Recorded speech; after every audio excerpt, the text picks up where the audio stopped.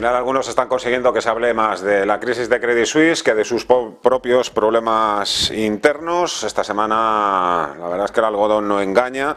Tengo por aquí abierto la tabla de cómo ha ido la performance semanal. En el caso del IBEX 35, caída del 4,80%, casi un 5% de caída en esta semana. Me imagino que ya la subida del IBEX 35 en 2023 pues rondará el 5 o 6%. Caídas, importantes. El DAX, por ejemplo, caída del 3,25%, insisto, a falta de lo que sucede finalmente este viernes. CAC 40 abajo más de un 3%. ¿Y quiénes han salido mejor parados? Pues el Dow Jones con una subida del 1%, el S&P 500 2,5%, pero sobre todo el Nasdaq con una subida del 5%. David Galán, Bolsa General, .es, ¿qué tal? ¿Cómo estás? Muy buenas tardes. Un placer, muy buenas tardes. Bueno, se han cambiado las tornas esta semana. Y eso que los problemas en Estados Unidos son también de los gordos. Pero sí, la que ha salido peor parada ha sido Europa. También venía de ser también la plaza más rentable en el año. Sí, hemos visto un poco el traspase de pánico bancario de la semana anterior de Estados Unidos a Europa, ¿no? Con Credit Suisse. El caso es que, bueno, teníamos, ya decíamos estas últimas semanas, mucho margen en Europa para corregir sin que eso signifique un cambio de tendencia, porque Europa estaba lejísimos de soportes, está en un ciclo muy diferente al que está ahora mismo Wall Street. Europa ha vivido un rebote brutal desde mínimos que ha llevado a muchos de los índices a máximos de toda la historia, otros se han acercado a máximos como es el DAX alemán, pero el IBEX con dividendo, el FTSE de Reino Unido o el CAC 40 de Francia marcaron nuevos máximos la semana pasada. Entonces, bueno, una corrección abrupta en un sector que es muy cíclico y que siempre advertimos que tiene ese peligro. Primero, que cuando viene una crisis fuerte suele sufrir mucho por su ciclicidad, y segundo, pues tiene también de vez en cuando crisis que le afectan a su sector, ¿no? Como es en la actualidad. Además, ese sector en Europa había brillado muchísimo y bueno, pues ahora ha tenido una gran caída que sirve para una corrección y ajuste de la subida previa. En todo caso, ni siquiera se ha llegado al primer FIBO de toda la última subida. El IBEX tendría primer soporte en la media 200, pasa por 8.500, ahí tendría un primer soporte clave. Y luego estarían los 8.059. Y la resistencia pues son los máximos que se han generado recientemente en 9.524 puntos. Luego tenemos a la bolsa americana que está intentando pues salir de esa base, ¿no? Después de una corrección importante en 2022.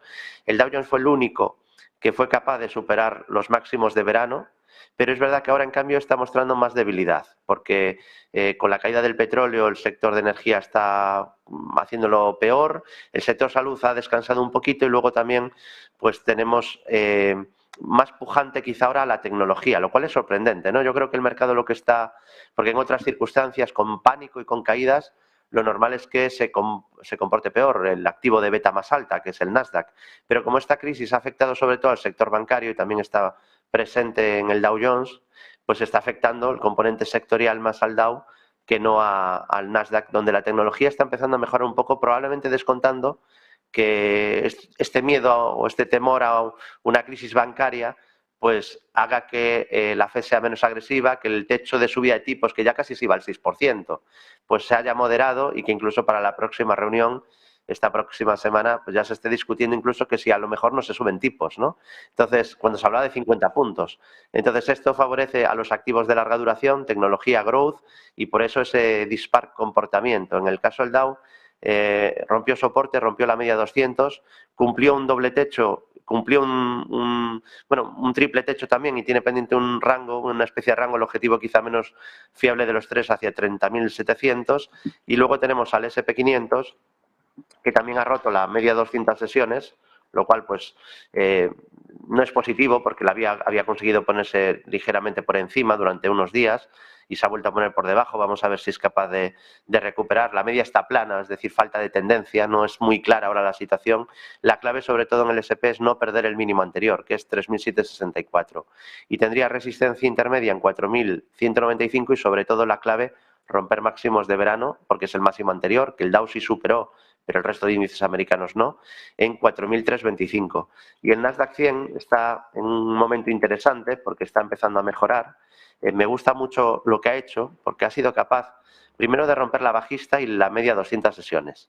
Pero es que además, a diferencia del SPS, es que se ha apoyado justo al tick en la zona de la media y desde ahí ha entrado dinero y parece que quiere seguir con las subidas. Tiene una resistencia intermedia en 12.880 y luego sobre todo el máximo anterior de verano es 13.720. Y si me permites un vistazo a las FAN, que yo creo que es donde se está produciendo la mejora. El índice de grandes tecnológicas, el índice FAN, que contiene 10 compañías tecnológicas, muchas americanas, también chinas en este índice, aquí podemos ver que está mostrando fuerza después de mucho tiempo. Una vez que ha roto la bajista de medio plazo y roto la media 200, que era la zona de resistencia clave, vemos que aquí hay un mucho mejor comportamiento y es probablemente lo que ahora está empujando al Nasdaq 100. El peligro quizá que veo es que todavía hay bastante deterioro en el fondo de mercado. Es decir, hay muchos valores todavía que están bajando o que no son capaces de subir. Pero sí que es verdad que las grandes tecnológicas empiezan a tirar al alza y empiezan a mejorar su aspecto técnico. Pueden cambiar las cosas en cuestión de solo unos pocos días. David Galán, bolsageneral.es. Gracias, como siempre. Muchas gracias. Que vaya bien. Hasta la próxima. Muy buenas tardes. Un placer y buen fin de semana. Bueno, si es sorprendente o no tan sorprendente lo que ha hecho el Nasdaq y las FANG, yo recomiendo también que echéis un vistazo a lo que ha hecho Bitcoin, contra todo pronóstico, porque los últimos 5 días se ha revalorizado un 34% la moneda, la criptodivisa, 34%, pero es que en el año lleva una subida por encima del 60%. Es viernes, que sin duda es la mejor noticia de todas. Ojo también, como ha afirmado antes Fernando Luque, las quiebras anuncian también los viernes. Espero que hoy no tengamos que contar ninguna más. Que seáis libres y felices. Adiós.